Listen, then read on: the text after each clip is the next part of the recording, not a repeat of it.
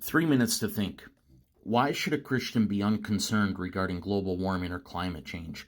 Well, the scriptures plainly tell us that God is in control over all things, including the earth and the weather. From the tornado in Job, to the storm in Jonah, to the stormy seas of Galilee, to the fire and brimstone that rained down upon Sodom and Gomorrah.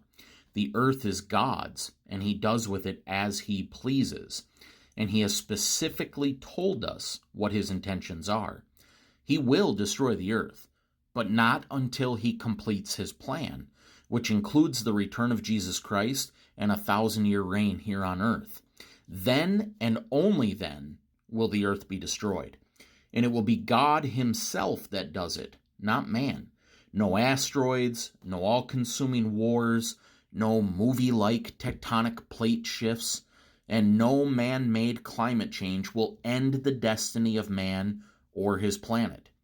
God is in total and complete control over all things. What he says will be done. He cannot be thwarted and he cannot lie. So when he says that earth and humanity will be here until he returns, that is 1,000% guaranteed. Nothing can stand in his way. Another reason that Christians should be skeptical of the global warming hype is that governments and the entities they control, like academia, media, think tanks, etc., they lie. They continually try to take more and more power and control over man, which includes the elimination of freedoms. You see, the devil is the god of this world, lowercase g God, and he gives the kingdoms to whomever he pleases.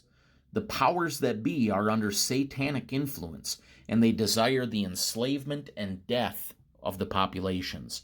Complete and total control over all. And through the centuries, those in power have perfected the art of taking control. One of their methods is called the Hegelian dialect, or order out of chaos. You see, those in power recognize that people do not willingly want to give up their freedoms. They like being able to do as they please. So, over the centuries, stripping populations of those freedoms either came through brute force or subterfuge. Brute force causes war and casualties, which include casualties on their side. The safer way is subtle trickery. And through scientific mediums like psychological manipulation, drugging, hypnosis, and brainwashing, governments have learned the best way to trick people into giving up freedom is through fear. When a population is scared, critical thinking is hindered, and people tend to become singularly focused. How do I escape the fear? So the devilish manipulators will cause chaos through false flags and propaganda to terrify the masses. And those masses have been trained to look to the government to offer solutions. And those solutions are always restrictions on freedoms. Global warming is nothing more than another scare tactic. In the 70s, it was fear of a new ice age. In the 80s, it was acid rain that was going to kill us all. The 90s brought us the hole in the ozone layer. And in the 2000s, it was the melting polar ice caps. Now it's man-made climate change. By sufficiently stirring up fear amongst the people, the governments can then offer their solution. And what is that solution? An elimination of our carbon footprint through authoritarian restrictions on day-to-day life, and ultimately a global carbon tax. A global tax will require global enforcement, which means global government. A bureaucratic enforcement team that knows no borders and violates all nation sovereignty. Why is this concerning to Christians? Because God tells us that at the end of the age, there will be a one-world government under the control of Satan that oppresses, enslaves, and kills all Christians. So how do we know that this is a government hoax? Well, the science is unconfirmed. Many, not under the sway of the governments, dispute the so-called conclusive data that shows a warming trend.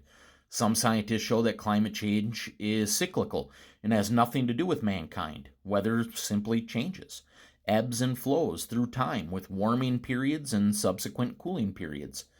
Other scientists say that the data is not only wrong but deceptive, that the Earth is not currently warming, but it's cooling. In all cases, there's not a consensus on what is truly happening with the weather, and the sources that claim it's warming are not to be trusted. And ultimately, God's in control anyways, and we know that things will be okay until the end, which again, He brings about, not us. It is arrogant and prideful to suggest that mankind has an influence over the weather, as if our puny actions could alter the absolute plans of God. No matter what we do as a species, we will never alter God's plans. He is sovereign. We are but worms in the dust. So don't buy into the fear-mongering of the world's governments over the climate change issue. They are manipulating you and trying to usurp your freedom.